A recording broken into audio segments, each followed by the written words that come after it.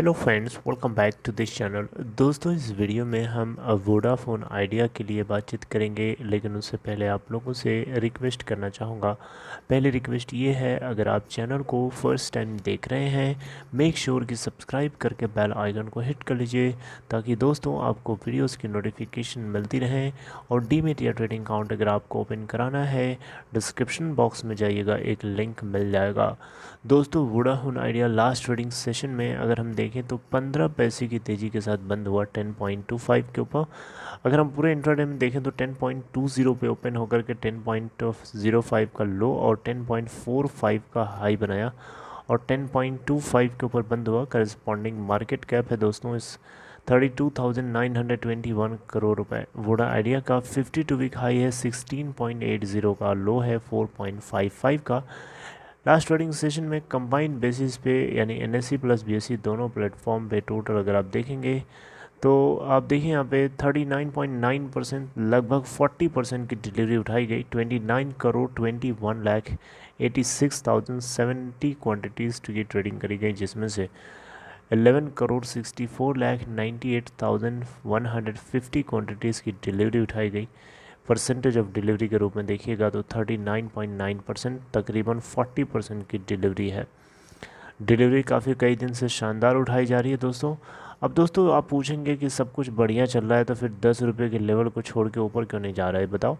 तो दोस्तों देखिए, सीधी सी बात यह है, 10 रुपये के लेवल को इसीलिए नहीं छोड़ पा रहा है ये स्टॉक, क्योंकि 10 के लेवल के ऊपर ही भारत सरकार को ये वोडा आइडिया 36% के आसपास की हिस्सेदारी देने वाला है। और ये अभी भारत सरकार जब तक क्लियर नहीं करेगी कि भारत सरकार पूरी की पूरी हिस्सेदारी 36% लेना चाहेगी भी कि नहीं चाहेगी, और चाहेगी तो क्यों चाहेगी, कैसे चाहेगी, वो अलग चीज़ है। और चाहेगी नहीं भी चाहेगी तो क्यों नहीं चाहेगी, ये भी अलग सवाल है। और ये भी तीसरा सवाल है कि क्या ऐसा हो सकता है कि टीटीएमएल में जिस तरीके से करेक्शन दिया इन्होंने, शायद ये वोडा आइडिया के एजीआर में भी कुछ करेक्शन मिल जाए, है ना। तो इन तीनों चीज़ों के ऊपर अभी भी कुछ भी कंफर्म नहीं है। तो हो सकता है भारत सरकार जब तक ये क्लियर ना करे तब तक ये आपको 10 के लेवल को नहीं छोड़ सकता, क्योंकि 10 का लेवल इसके लिए कहीं अगर ऊपर जाएगा तब भी इसको घूम फिर के ही नीचे आना है, नीचे 10 लेवल से जाएगा तब भी ये 10 के लेवल। तो इसीलिए जो बेचने वाले हैं उनको पता है कि 10 के लेवल से अभी इसकी जाने की औकात नहीं है, और जो खरीदने वाले हैं उनको भी पता है कि 10 के ऊपर अभी खरीदने जाएगा तो खरीदने का कोई सेंस नहीं आएगा, घुमा फिरा के 10 के लेवल ही के आसपास। तो इसीलिए आप देख रहे हैं कि कई ट्रेडिंग सेशन से 10 के लेवल को ये मजबूती से पकड़ के बैठे हुए हैं, और ऐसा लग रहा है कि इसको चलाया जा रहा है, अपनी मर्ज़ी से नहीं चल रहा है, इसको चलाया जा रहा है।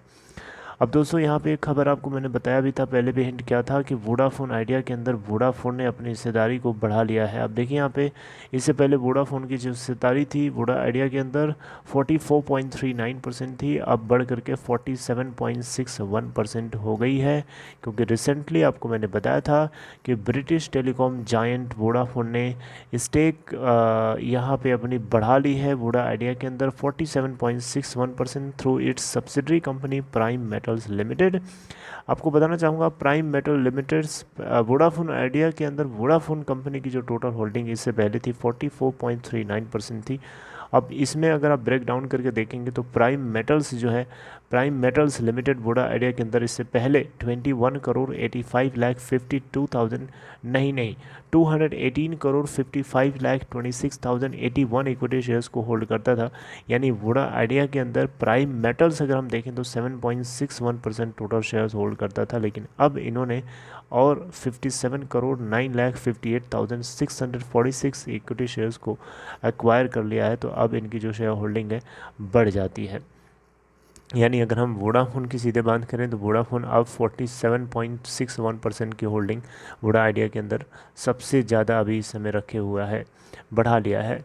दोस्तों यहाँ पे आपको बताना चाहूँगा, प्रेफरेंशियल इशू को परस्यू करते हुए अभी वोडाफोन ने इस कंपनी के अंदर कुछ पैसे डाले हैं, जिसके बदले इन्होंने कुछ इक्विटी शेयर्स बढ़ा लिया है अपने। आप देख सकते हैं यहाँ पे क्लियर कट लिखा हुआ है कि थर्सडे को वोडाफोन आइडिया ने कहा था कि इनके तरफ से जो 338.3 करोड़ इक्विटी शेयर्स का अलॉटमेंट किया जाएगा at the rate of 13.30 rupees पर शेयर। 3 प्रोमोटर ग्रुप एंटिटीज़ को, जिनके नाम एक तो प्राइम मेटल्स लिमिटेड ही है, दूसरा है ओरियाना इन्वेस्टमेंट्स जो कि आदित्य बिरला ग्रुप की एक सब्सिडरी कंपनी है, और यूरो पैसिफिक सिक्योरिटीज़ ये भी वोडाफोन की एंटिटी है। तो दो इसमें से वोडाफोन की एंटिटीज़ हैं, euro Pacific and prime metals, और ओरियाना जो है आदित्य बिरला ग्रुप की है। तीनों मिला करके 4500 करोड़ रुपए इस कंपनी के अंदर डाल चुके हैं, और जिसकी वजह से आप ये देख सकते हैं पिछले कुछ दिनों से 10 के लेवल के आसपास उड़ के जाने की कोशिश तो कर रहा है, लेकिन खूंटे से बधा हुआ है, क्योंकि 10 के लेवल के आसपास ही भारत सरकार इसके अंदर हिस्सेदारी लेने या नहीं लेने के ऊपर अभी क्लियर कट बताना है, उसको अभी क्लियर बताया ही नहीं है। दोस्तों अब देखें यहाँ पे तो 196 करोड़ 66,35,338 इक्विटी शेयर्स जो है यूरो पैसिफिक सिक्योरिटीज़ को दिए गए। 57 करोड़ 9,58,646 इक्विटी शेयर्स जो है प्राइम मेटल्स को अलॉट किए गए, और 84 करोड़ 58,64,661 इक्विटी शेयर्स को शेयर्स जो है ओरियाना इन्वेस्टमेंट्स को अलॉट किए गए।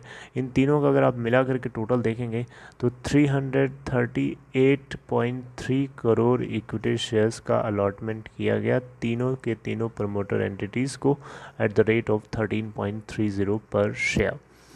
I hope it make sense, I hope you understand.